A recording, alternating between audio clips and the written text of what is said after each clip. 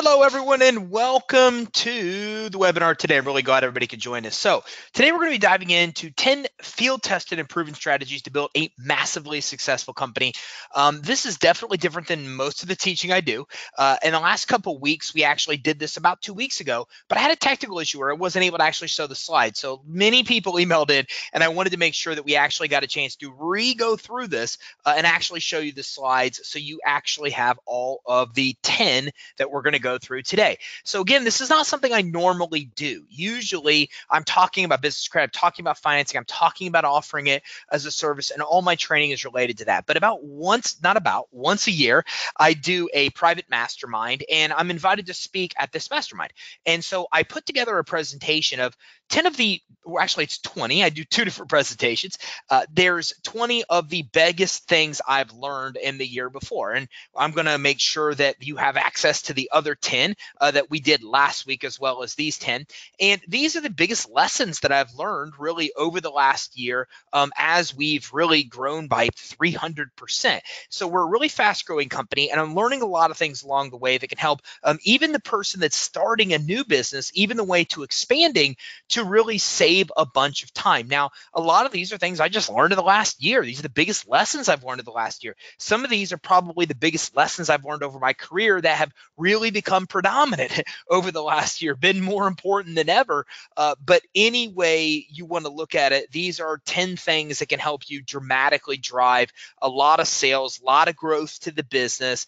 And these are things you're not going to just like hear on YouTube and see online. These are pretty in-depth topics that we're going to dive into, and things that took sometimes me reading 12 to 15 books to really dig out the meat of the concepts we're going to talk about and then test to see what works. So I know that you'll be able to get at least a handful, if not 2, 3, or many more great ideas out of this that I think can help you grow a largely successful business. And unlike last time I did this, I've got the questions open on the live webinar in case for some reason you can't actually see my screen. So creating viral content. So look, we are really big on content and information. I know, surprising that we put a lot of it out there, but we have hundreds and hundreds of videos, and we do so many live trainings because we're really big on this idea of putting information content into space. But what we've learned recently is something kind of shocking, which is the fact that if you really want to have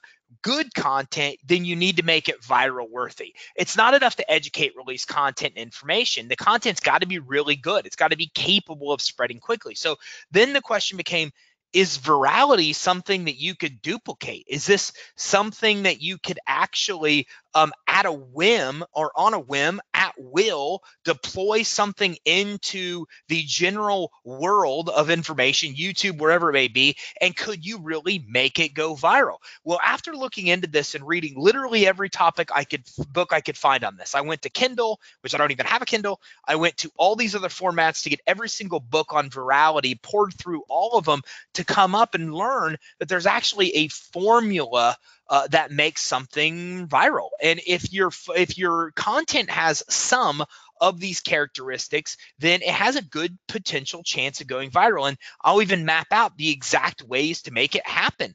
But again, it's got to have some of these characteristics, and the more it has, the better chance you have of it really going viral.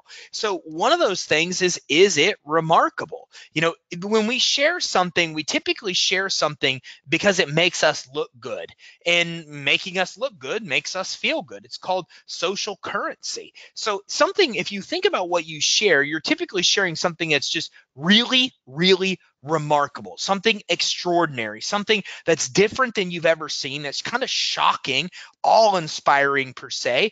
And you know that if you feel that way seeing it, that if you share it, others that haven't seen that will feel the exact same way. So a great example here is the Blendtec blender, where the guy in the lab coat used to say, will it blend? And blend all kinds of things, including iPhones. Okay, it was many, many years ago, and I'm still talking about it today because it was remarkable. Like to see somebody throw an iPhone into a blender and then turn it on and it blends the iPhone into little bits and pieces was a ridiculously remarkable thing that we had not seen at the time. So that is something that really stands out and what makes you want to share. So is the content remarkable?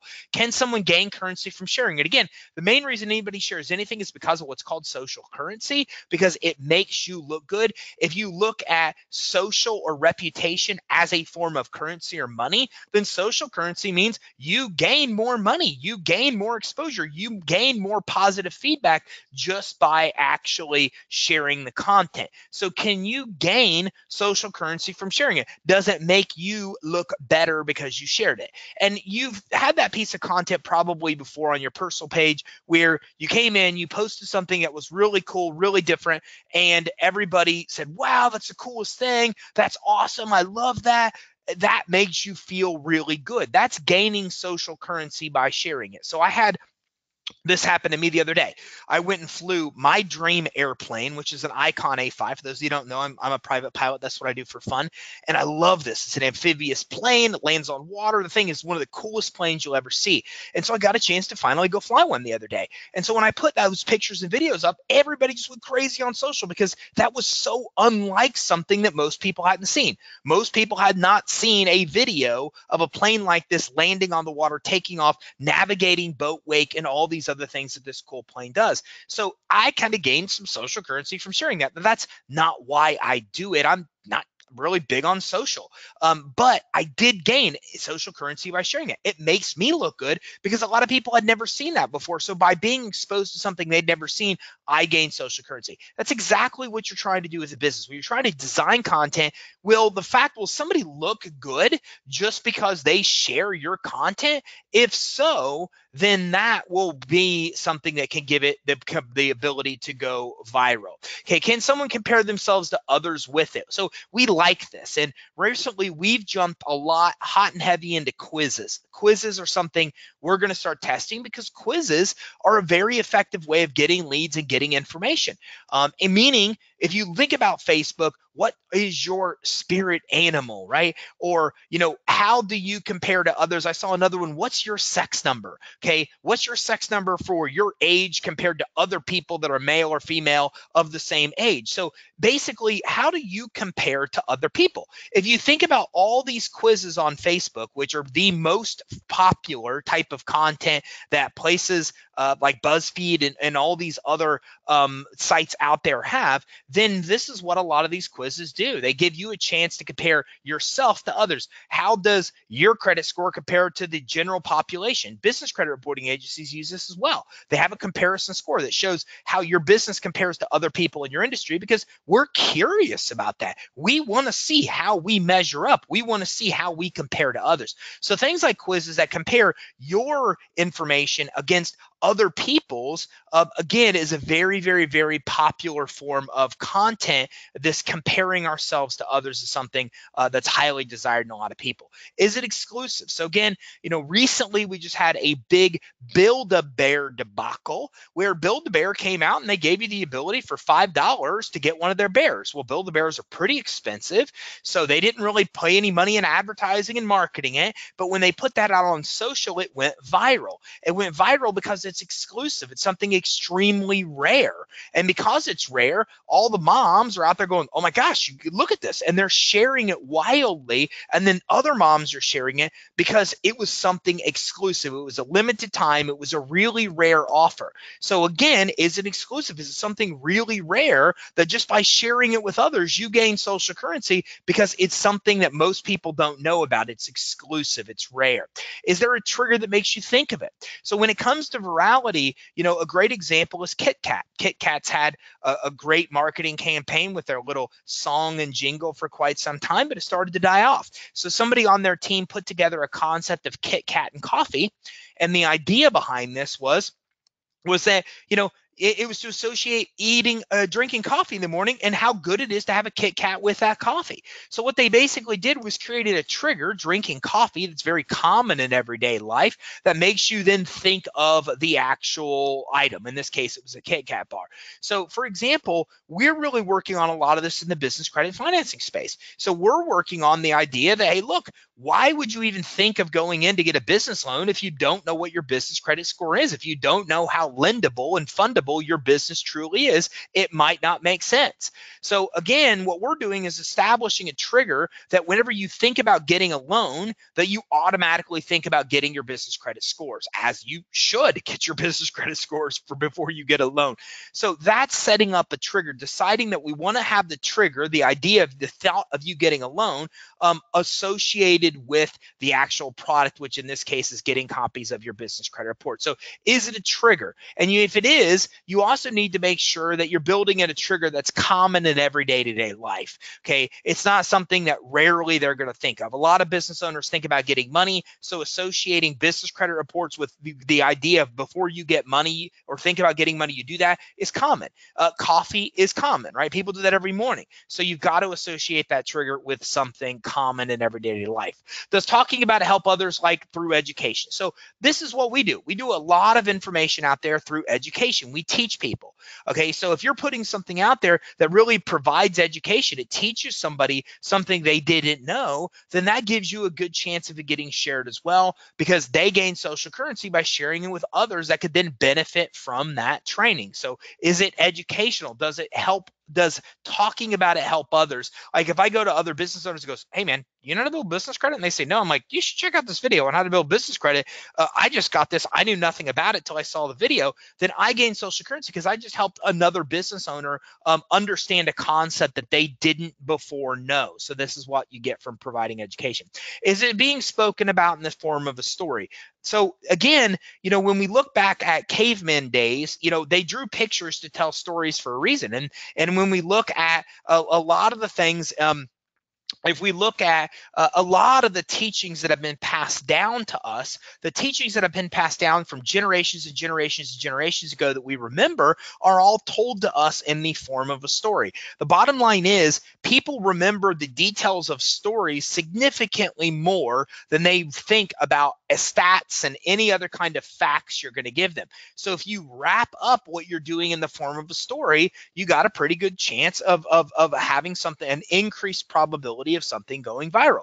So if you're going to spend 3 minutes teaching something, then talk about the story. Hey, look, this is what happened to me. Okay, owned a business, the business failed, I got burned, it ruined my personal credit here, they took the money out of my bank account here, here's what happened, here's how you prevent it, here's 4 steps so you could prevent that from happening. Well, then that takes the education and wraps it in the form of a story, and that story is going to be remembered. The idea that somebody can fail, the idea that they can take money out of your bank account or ruin your personal credit because of business defaults, those kind of things are remembered because they're told in the form of a story. If I just would have said all those things as a bulleted list, many people would not even remember. It wouldn't soak in. So telling it in the form of a story. Does it have a compelling headline?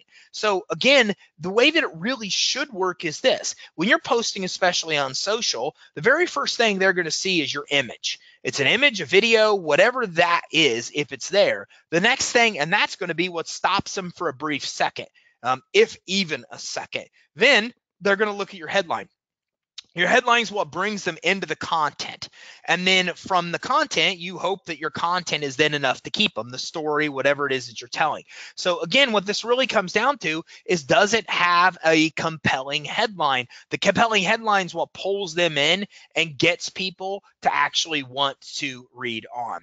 Is it numerical? Is it also called a listicle? 5 ways to do this, 7 tips to do this, 10 of the coolest things you've seen since this. So these are listicles, and listicles are very, very, very common and popular. Our minds like bulleted lists, and all the psychology shows this. As a matter of fact, if you look at what's in position 0 with Google, meaning if you Google a phrase and you see, like, Google pulls up a description of that phrase, they oftentimes take articles and blog posts that are not bulleted, and they take the headline and the subheadlines, and they automatically make those into a bulleted list. So Google understands how people consume content. So instead of giving you, and you type in, okay, what's the 7 steps to build business credit? Instead of them giving you an article that outlines the 7 steps, they'll summarize the 7 steps. Even if they're pulling it from an article that doesn't have it listed specifically as 7, they'll pull the sub headlines to create a bulleted list for you. Why? Because people respond to this. People respond better to bullets because, again, it's easy to navigate, and we feel that, we can go through and accomplish that task pretty quick. So look, if I don't have time to read a list of 10 tips to build my business, well, then it's easy for me to at least go through a list and just look at the topics of the 10, find the 2 or 3 that I like that are really relevant to me, and dive in deeper and read more on those 2 or 3. So is it listicle? Is it numerical? Is it visually appealing with an image or video? Nowadays, everything has to do this. And, we were talking about LinkedIn the other day in our LinkedIn content. And when I went through LinkedIn, what I realized, which is really, really interesting, is that almost, 90% of the posts I looked at were all video. And what's interesting about this is that it was a year ago that native video even rolled out on LinkedIn. Like you couldn't even upload video to LinkedIn. You had to upload you had to share a YouTube link to do it. So less than a year ago, this was actually became something you could even do, which I think it was closer to like 9-10 months ago. And now 90% of the content is all video. Why? Because that's what people want to see. People want image, people want video. And the hierarchy is this. Is it an image? That's the lowest form you should be doing. Is it a motion GIF image, an image that has motion? Or is it video? Best case scenario. Best case is video. Motion GIF is second best case, and an image is worst case scenario. But it all should have it. Trying to post content on any social platform without having an image, a motion GIF image, or a video is nonsense. Your content's just not going to be seen. Okay, so again, the more of these components your content has, then the better chance you have of it going viral. We've even created a virality checklist where we have to have 3 to 5 at least of these points, or content cannot even be released. So we shut down our social media channels after we discovered this for like a month, and we redid all of our content to make sure that all of our content at least had 3 or more of these components. Does that mean that I'm expecting that every piece of content that we put on social media go viral? Of course not. 99.999% of it will never go viral. But the fact that we've followed these guidelines helps us get more engagement. And the way social channels work, the more people engage, like, share, comment on your posts, the more that social media channel shows that content to more people. So even though the stuff will never go viral, it's not the reason we're doing it. We know that our engagement will be much higher, and it will be seen by hundreds of thousands of people more just because it has some of these components involved with it. So influencers, almost all content that goes viral does so because influencers share it. If you want a free way to get a lot of exposure, then you got to build relationships with influencers. So look, when I started to look into virality, what I realized was there's 3 components to what makes stuff go viral. And you just learned number 2. Number 1 is the content has to be worthy of going viral to begin with, okay? And it's got to meet some of that criteria that I just outlined. The second thing is influencers share it. So when you look at stuff like Oprah's book club, the reason that these books get to number 1 is because Oprah, an influencer, shares that book and says, I love this book, here's my recommendation. And then all of a sudden it hits number 1 on the list. That's the power of one influencer.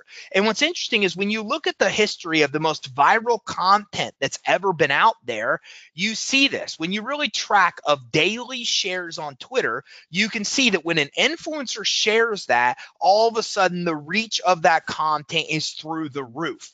And then what happens is this 1 to a million approach. The one person that has a million type following, that one person then starts this thing to spread rapidly because one spreads it to a million, and then all of a sudden you got a million people out there consuming and sharing it. It already has credibility because it came from an influencer to begin with, okay? And so now you have the components of something really going viral. But in order to, if you want to get a lot of this exposure, then you've got to follow these steps to get these kind of influencers. First, find influencers influencers that you actually want to work with, okay? And there's a lot of places you could do that. Group High, Sission, Up Influence, Clear. These are ones that you can actually go to that look kind of like this, where they show you the person's audience size and the blog post size, the Twitter size, their Facebook following, the recent post, et cetera, et cetera. So these kind of platforms will let you basically find influencers based on all kinds of information you're actually searching.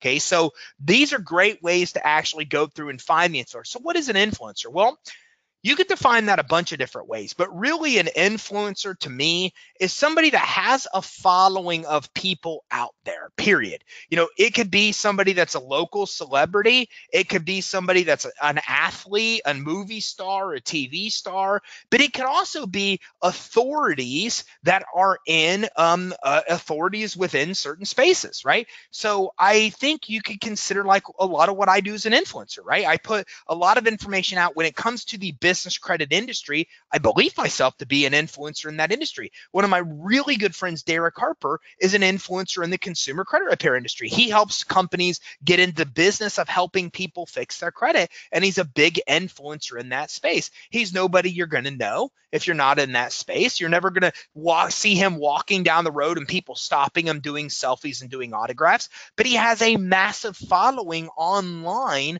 of people in that circle of credit repair that follow him. He's an influencer there. Okay. I've seen other people that are big influencers in the trucking industry where they're teaching people how to operate trucking businesses. So influencers really could be local authorities. It could be, big, all kinds of different stars, or even people that just have an influence in certain areas of their business. So once you find them, next you got to approach those influencers. Now, some are going to want to get paid and some won't. The ones that want to get paid for sharing content, well, those are fairly easy. You give them money and they share. The ones that don't, you're going to need to get pretty good at building relationships with those people. Okay. So if you want to do something to get their attention, well, then do something for them that's awesome and unexpected. You know, I noticed something really interesting. I was at Social Media Marketing World, and there was a few speakers that had brought things with them to show that their fans or their followers had given to them. And one of them had a podcast. He was really into Back to the Future, and he had a painting that somebody had painted for him that was a scene, was a whole like mirage or a whole collage, not mirage, a whole collage of Back to the Future scenes, including like the DeLorean, and I think like him in the DeLorean. So that was something that not only meant so much that he went ahead and had it actually displayed in the home, but he actually carries this with him to events to show to people. So that's something that really got his attention. It was something that was super special, something that was unexpected. So doing those type of things, you don't have to go paint a picture for every influencer, but you've got to do things that make them stop for a second and say, whoa, that's cool that person even did that. And that helps you start those dialogue. So follow them on social, like and share their content. It's one of the easiest ways to get on there. If they're an influencer, they have a social following. And if they're a movie star and have 10 million followers, they're probably not going to notice you doing this. But a lot of other people that are local influencers or industry influencers will notice this. Eventually, they're going to notice if you like, share, comment on their content. That's one of the easiest ways to get on their radar. Okay. And then you would just build that relationship. There's a million ways to do this. Okay. And you can go to them then and say, hey, look, I love your content. Would you mind if I showed this or put this here? Would you mind if I put this in a course that I want to give to my clients to teach them? Would you mind if I went ahead and put your video, got your video on my YouTube channel to get you more exposure? I mean, basically show how much you like their content. They already know now you're engaging, and then build a relationship by helping get their information out to more people. And again, by doing that, you're naturally building a relationship with them. So there's a lot of different ways to build relationships, too many ways to get into here, but you want to help use them to share your most viral worthy content before anybody else does, before the media does, before anybody gets it. If you create something that's truly viral worthy, step one. Then step two is get it to the influencers that have a 1 to million approach where they can get that content out to their database to start getting a ton of engagement, which will help you make it go viral. Look, this is the way things work in the world we live. We live in a world that's dominated by social media platforms. The way social media works, there's so much content to show, they only show the stuff that's actually getting real engagement. So if you put a piece of viral worthy content out there, you get an influencer to start share it. Now all of a sudden they share it, then it gets tons of shares, tons of likes, tons of comments. The social media platform like Facebook sees that. Facebook then automatically starts showing it to a bunch more people because of it. If you're not sure how this works, do a live stream video on Facebook. You'll clearly see the content that gets a lot of engagements, the stuff that Facebook shows to a lot more people, and the stuff that doesn't get a lot of engagement, when you're done, it will show a limited views of people that actually saw it, because Facebook isn't going to show that to everybody if nobody has an interest in it. So it all comes down to getting this engagement, and that's exactly what influencers can help you do, is share the most viral worthy content, and it makes it easier for others like media to share it as well, which brings us to the third component really of virality. So almost all content that goes viral does so because the media shares that content. So if you want a free way to get a lot of exposure, well, then this is what you're going to want to do. You're going to want to come in and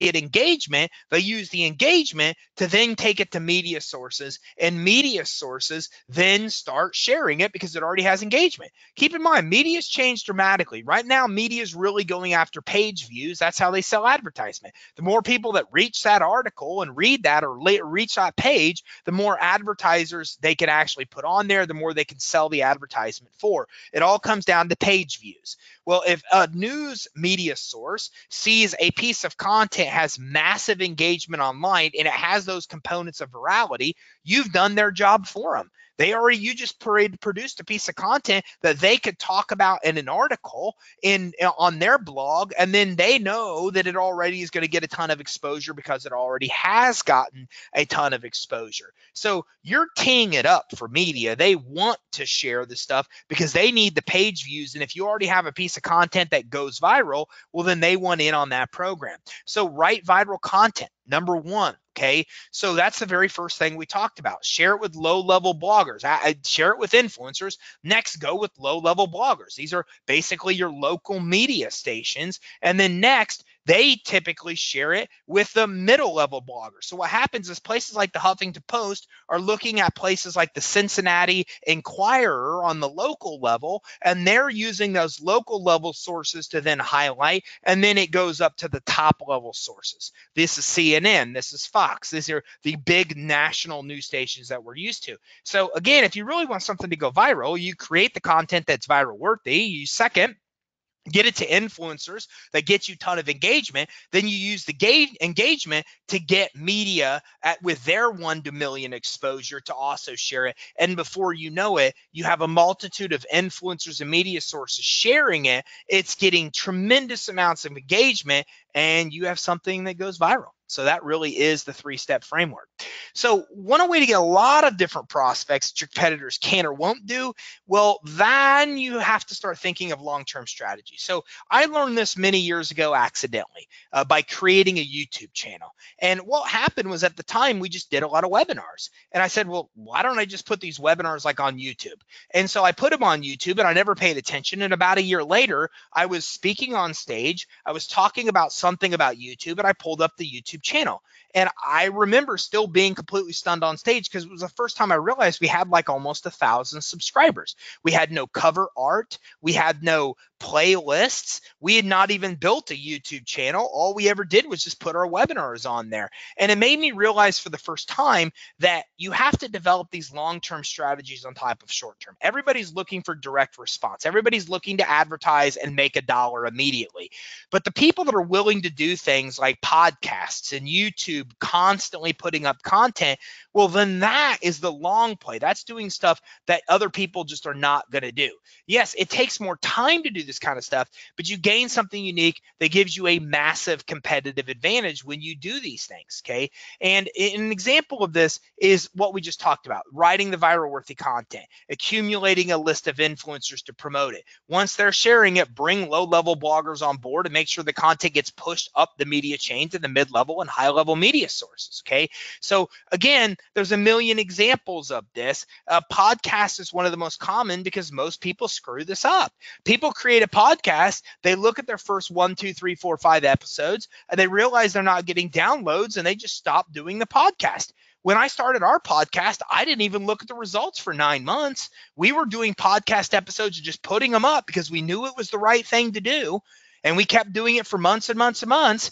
And then we looked 9 months later, and sure enough, in the beginning, we didn't really get any downloads. But then as we continue to put more and more and more content up there, we started to get downloads. And as we started to get downloads, then iTunes started showing our podcast to more people. And then as we looked through months and now through years, that has just continued to dramatically increase. I mean, radically increase. Like it's just caught fire. So that's the way it works. But, I don't know the statistics, but I feel pretty safe to say that 9 out of 10 people that create podcasts abandon the podcast before the podcast even has a chance to produce results. And the reason for that is everybody's looking for this instant gratification. They're looking for the short-term stuff that could drive sales instead of the long-term stuff that could drive sales, where if you're focused on that and it converges with the short-term stuff you're doing to drive sales, that's how you see explosive growth. So if you really want to see how you grow a company 200, 300% a year, well, that's exactly how you do it. You focus on spending money to bring leads and bring leads in and make sales. And at the same time, you focus on a lot of long-term strategies. Building a social media following, starting a Facebook or a LinkedIn group, for example, creating a podcast. These are all very long-term strategies that won't net you immediate results, but by doing them, you're also building a whole tribe, a whole following, and you're doing a lot of things that once that starts to produce results on top of the short-term things like paying to get leads and make sales, when those two worlds converge, that's when you really see explosive growth. And that's what happened to us at Credit Suite. After a year of us being on YouTube, the thing started to light fire. Now it accounts for about 15, 20% of our business. And we then did the podcast and all these other things that now drive even more of the business. So you've got to be developing these long-term strategies on top of the actual short-term strategies. So how to fix problems. So when you encounter an issue, and this is the thing, look, you're going to experience, and I was on a podcast last night talking about the same thing. You're going to experience a lot of failures when you grow a business. And the reason is just because typically you have no freaking clue what you're doing. Most of us don't. We're entrepreneurs. We're figuring stuff out as we go. And our ability to succeed is really based on our willingness to learn what needs to be learned to be able to succeed. So you're going to encounter a lot of problems. And along the way, we found a pretty good method of fixing these problems to permanently and consistently improve, which gives you a leg up of over others that have never experienced the problem. So the very first thing you have to do is take complete ownership of the problem. And this is really difficult to do, I find, in a lot of cases, because a lot of people think it's about right or wrong. A lot of people think it's about fault. So when they have to take ownership or accountability, they think that they're basically saying that it's their fault, that they did something wrong. Remember, taking ownership is not about saying something is your fault or you did something wrong. It's a matter of accepting the fact that you could have done better, that in that situation, there are things you could have done better to produce a better outcome, even if the failure wasn't caused by you. In almost every situation, there's probably things you could have done to be able to prevent the failure or be able to make it less impactful if it happens in the future. So you have to take ownership. You have to say, yep, that's on me. Things I could have done to fix that, things I should have done to probably fix that. Look, it doesn't matter. If your salesperson goes out and sells somebody and lies and tells them all the wrong information just to make the sale because they're desperate for a commission and then becomes a chargeback, that's not their fault. That's your fault. You're the one that's in charge of them. So this is what it comes down to. And again, I shouldn't say it's your fault, their fault, because now we're back again saying about fault, right or wrong. But that's the way I see it. In that situation, I look at it and say, what could I have done better? What didn't I teach this person that they should have known? What parameters should have we put in place to make sure that they knew this wasn't okay? So even though the salesperson's the one in that example that did something directly wrong, and easily anybody can say it was their fault, no, it's not a matter of fault. Everybody in the equation could have done something better wrong, especially the boss or supervisor of that salesperson, because they could have given them better training to prevent it. So again, what could you do better? Next, fix the problem, whatever the issue is. So in that case, in that example, the first thing to do is get the person their money back, right? That's fixing the problem. The problem is you just had a chargeback in that example. And the first thing to do is to probably not challenge the chargeback. Let it go through and say, yep, this should have probably been, we're going to go ahead and let this person keep their money. Okay, so fix the immediate problem, whatever that may be. Now, next, research and fix the underlying problem. So in this example, the problem was, okay, the salesperson lied to the customer, and the solution is to make sure the immediate fix is to get the customer their money back. Next, you got to fix the underlying issue. You got a rogue salesperson. So now you either have a salesman issue or you have a training issue. Either way, you got to fix that problem. You got to figure out, why did the salesperson lie to the customer? What could have been done to prevent that? You got to fix the underlying issue. Okay, this was a training issue. For some reason, the salesperson thought it was okay. Well, that's fixing the underlying issue. Now you've got more training to make sure it doesn't happen again. Next, educate and teach your team how to avoid this in the future. Now we got to go out and say to the team, look, here's what's going on. This just happened. Joe lied to this guy, and now it became a chargeback. We don't ever want this to happen again. So we figured it out, and we realized that it was because Joe didn't have the proper training. So we now have two things that will teach you how to avoid chargebacks and how to always make sure you're telling the customer information that is 100% true. Now you're teaching and educating people of the fix. Next, you got to spend some self-reflection time.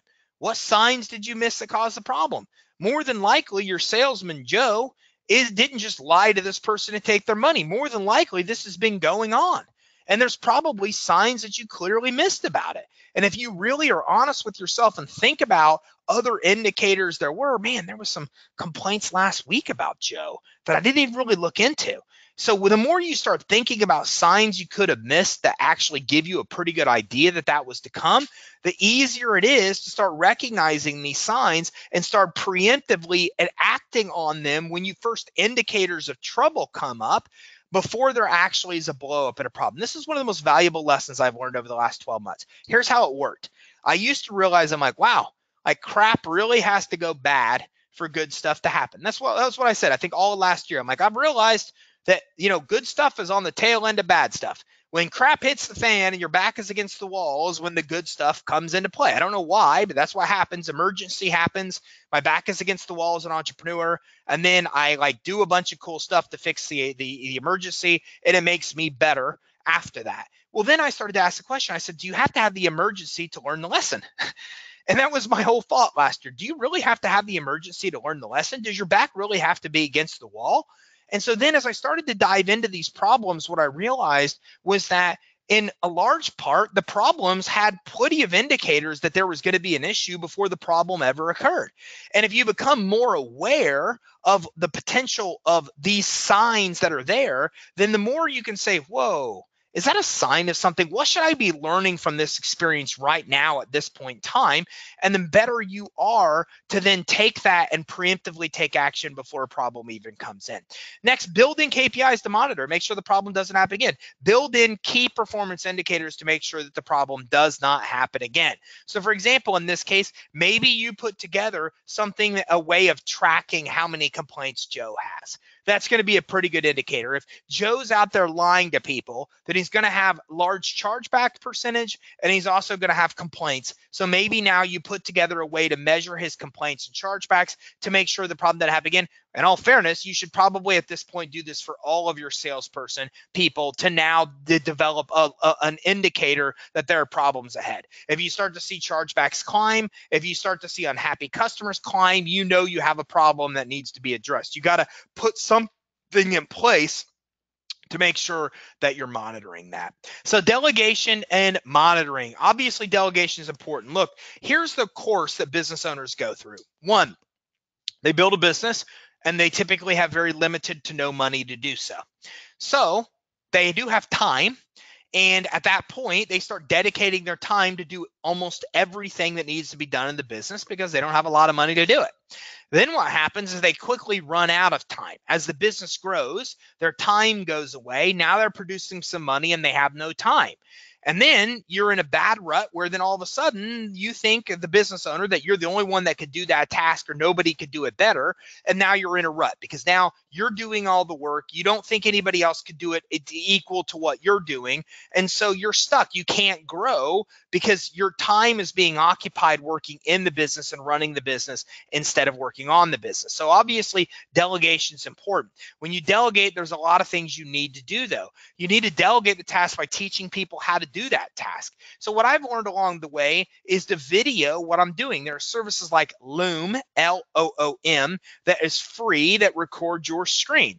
And with services like Loom, it makes it easy for me to do the task, record myself doing the task, and then I'm able to come in and I'm able to then show other people that video so then they can take over the task. So video is a great way to teach and it saves you time.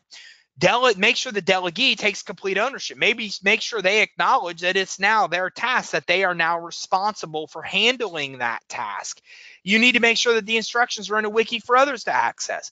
Don't wait until your business is really far developed before you figure this out. Look, if you go through and reteach a salesperson every single time how to be a salesperson and how to sell for you, you're going to waste a lot of time every time you need to train a new salesperson. If your salesperson comes in and they can access 17 articles with videos that teach them every aspect of selling for you, then you just saved yourself a bunch of time. Training became super simple because you sit them down, you say, here's your access to this wiki, this place where all this training is. They go through the training and there's still training you're going to need to do with them, but you radically expedite the time frame to train somebody because you're taking all the instructions you've given and putting them in one place, what's called a wiki, or one place that can be accessed at any future time. There's all kinds of membership sites and places you could do this.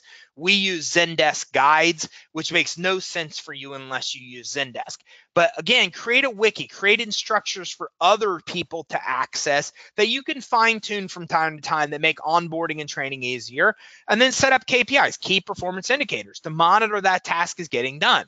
Okay, this is monitored by you, or as the business grows, eventually somebody else will be monitoring that person's performance, right? Eventually, you won't be managing them. A manager will be, and you'll be managing the manager somewhere down the road, okay, unless you're at that point right now. So if that is, then you need to develop a way to measure the actual result. What is the result? How is that task? Is that task getting done as you need for it to get done? Well, you either need to have somebody in place to review the task as it gets done every time, or have some kind of metric that you could track to make sure that the task is getting done. You never just want to anticipate that it's getting done or expect that it is with no way of monitoring to make sure that it is. So you can make videos that combine great branding and great sales all in one. And this is something recently I've learned. I discovered the Harmon Brothers. If you're not familiar with the Harmon Brothers, you are. You just don't know it. They're behind things like Squatty Potty. They're behind commercials like Poo-Pourri, Fiber Fix, chat books, amongst many others of the most viral commercial videos you'll ever see. And I came across a course in Facebook from them, thousands of dollars, got it, well, great investment. And I will tell you that now they have a podcast out. Now they are on Facebook Watch. So these guys are doing a very good job of getting a lot of content out in the platform, even the free stuff if you're not paying for the course. So if you think about things like Squatty Potty or Poo-Pourri, they have a very unique concept with these videos, because these videos do two things that are not typically done in a video. One, they sell. They're direct response videos, such as an infomercial. If you look at these videos, you'll see there's a clear call to action. Okay, they're selling you the product and they're telling you what you need to do to buy it. And it's also branding. If we think about branding commercial, we think about things like the Clydesdale horses with the Budweiser, right? So That's branding. It gets you feeling nice and warm and fuzzy about the brand, but it doesn't sell anything.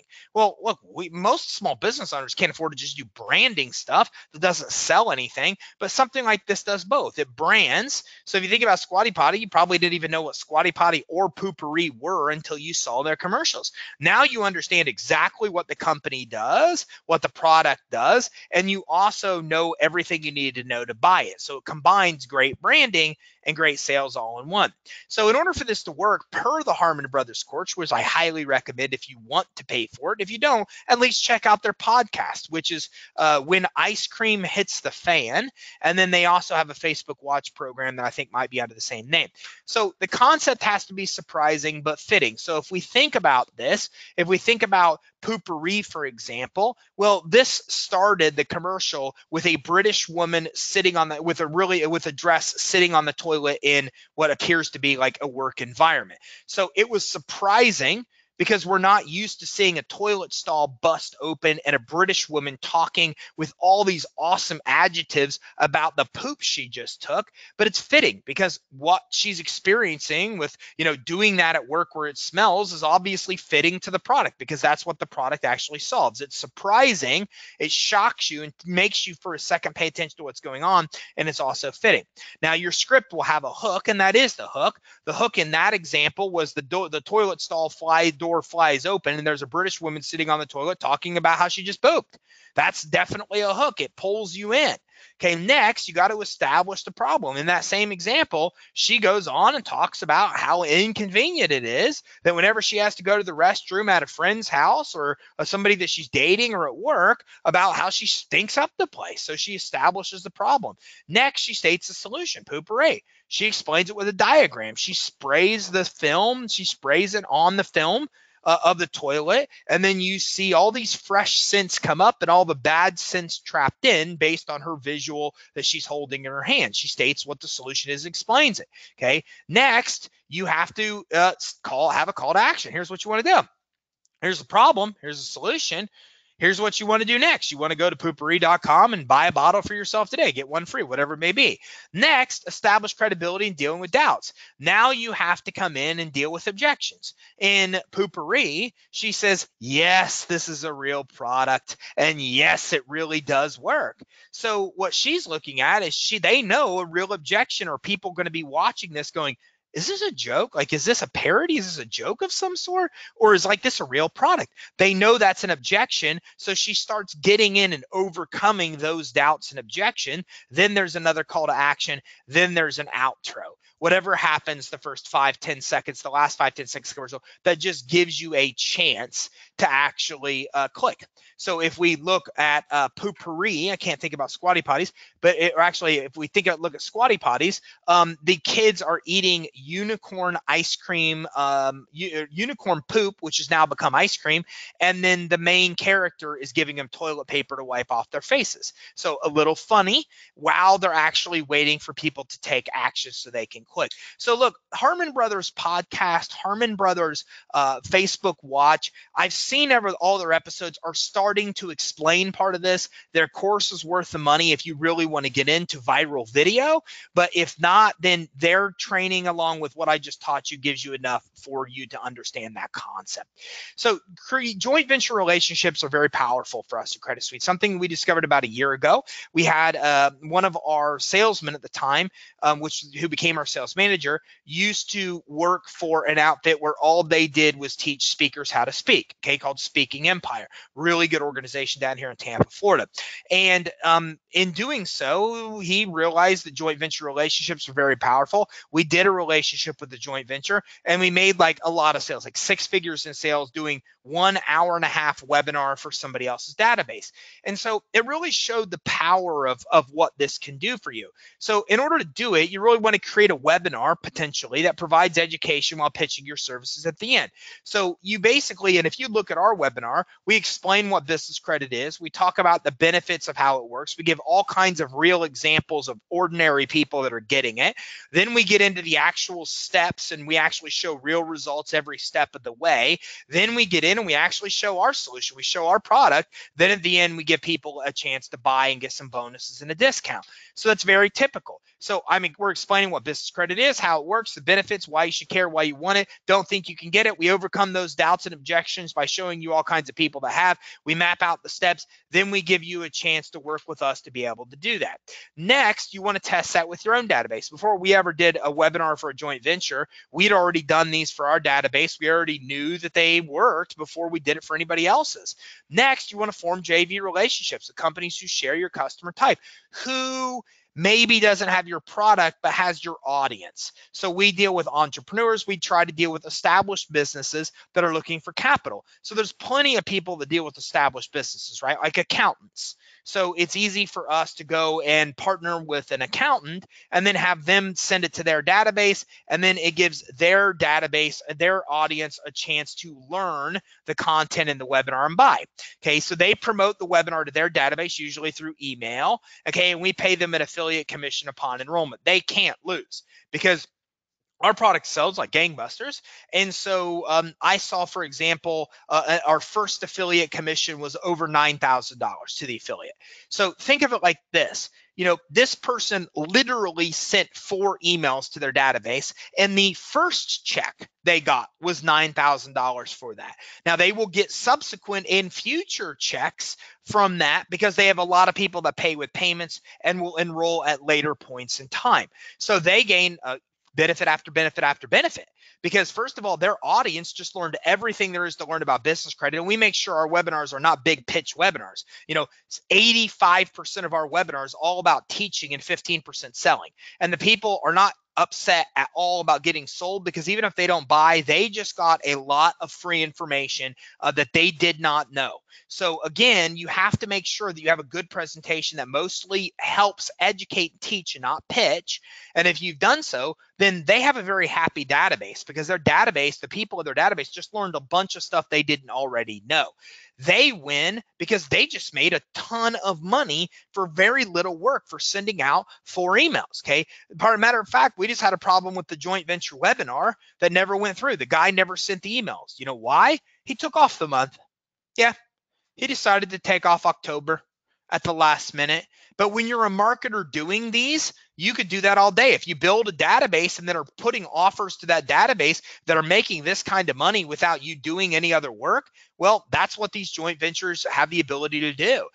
Now, some of them aren't just marketers. Some of them are people that run normal businesses like you and I that are building our own database. And in doing so, hey, our database could benefit from this kind of information. So again, you promote the webinar, they promote the webinar, the database, and you pay them a commission as part of the enrollment. Now, all of a sudden, you have a chance to get that one to the masses, right? That maybe not 1 to 1 million that you'll get with influencer or media sources, but you still get this ability to talk to one person, the JV, the affiliate, and get that content out to 25, 50,000, 100,000 people or more.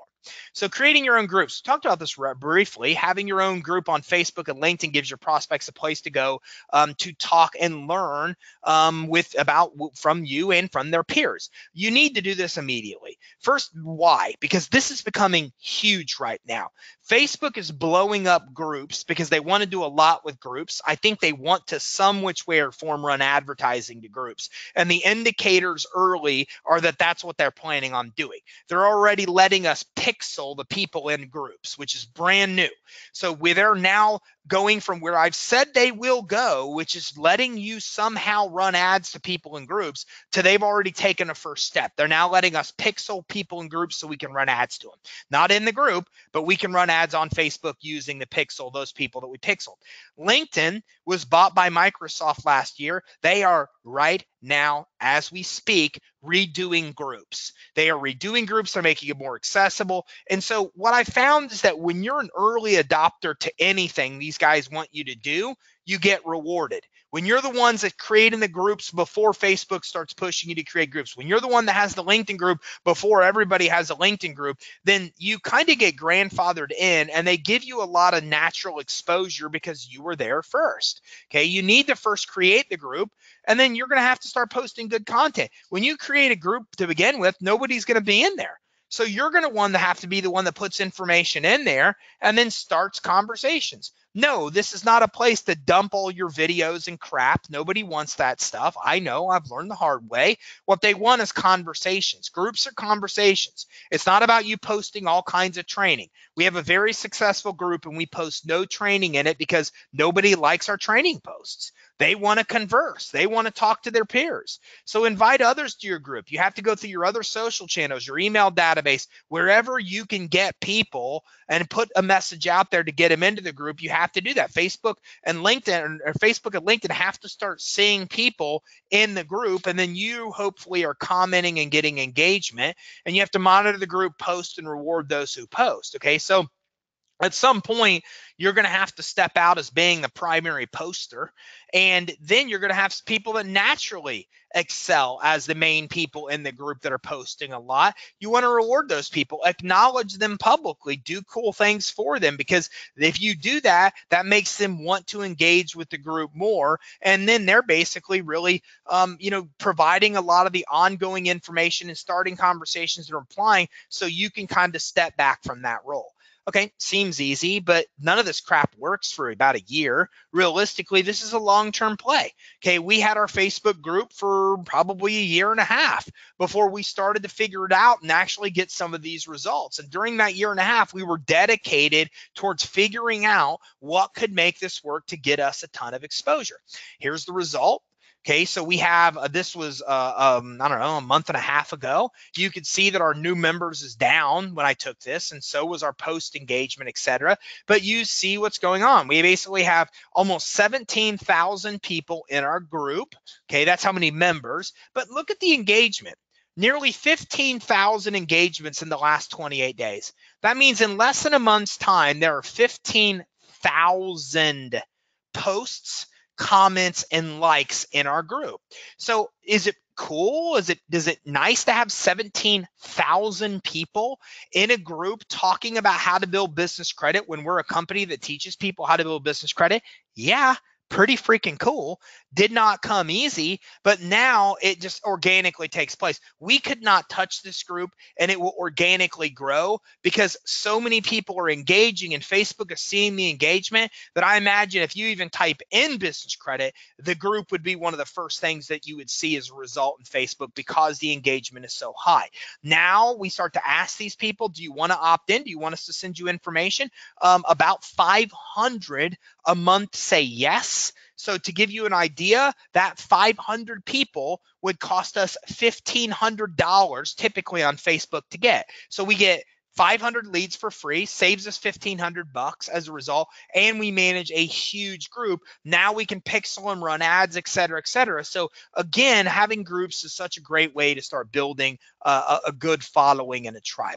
So open other channels. Look, email's dying a slow death, blah, blah, blah. We've heard this for a long time, but it is true. I mean, people are engaging with email less and less and less, so it becomes more important than ever that you choose for other ways to get to your customers. Text and Messenger are two of the best ways you can. Facebook Messenger and text.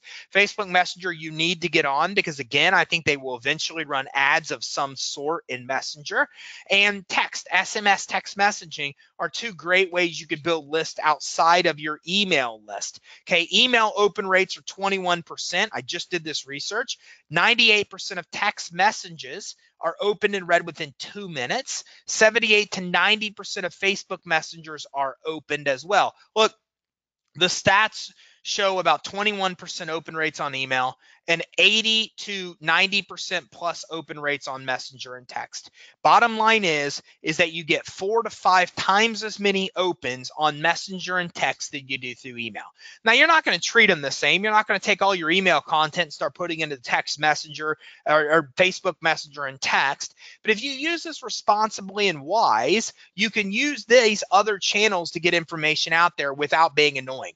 We have something called text training tips. You only get the training tip if you actually opt in and get text from us. And I think it's like if you text the word EIN to I don't even know. I don't remember the number off the top of my head, but we have things in our email database where we give people a chance just to be able to get guides through text, Facebook, on social media, just to get guides through actually coming in and doing a text. So the nice thing about this is you're building a messenger list with Facebook, you're building a text list, and it gives you other ways to get to your customers other than just email. Okay, so giveaway weekly training only through those channels. That's what we do with text training tips. Okay, you can also attract people by doing giveaways, special training, gifts. Give them something for getting the text. For us, we do guides.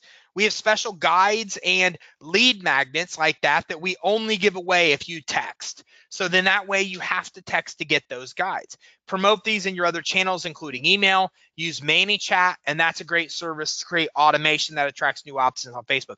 One of our biggest ways that people engage with us in Messenger is we have an easy way to qualify for financing. You go through, you answer some questions with ManyChat, and then the questions based on your answer determine the content you'll see, and we basically tell you how you're going to qualify for financing. So use Messenger to promote webinars, live streams, special reminders, etc.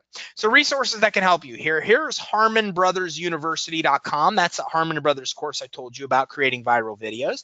Contagious. There's a lot of books I read on virality, the best of which, the heart of the content that I went over with you was from a book called Contagious, written by Jonah Berger. Okay, Group High, Sission, and Up Influence. Those are some of the best that I found for influencer. We currently use Group High. Trust Me, I'm Lying, book written by Ryan Holiday, talks about his manipulation of media to help you understand better the levels of media and how to control those levels. And ManyChat.com on Facebook, we talked about that as well. So ManyChat is a great automated platform for Facebook. And notice, there's no affiliate links or anything here, guys. I'm talking to you about stuff that legitimately has helped me, and I think can legitimately help you, which is why I talk about, not for like crazy affiliate commissions. So if you have any other questions, then let us know. We'd love to help you along the way as you're building the business, as you're getting out there, as you're making sales. So anything we can do to help along the way, let me know. I'm going to open this up for questions if you have them.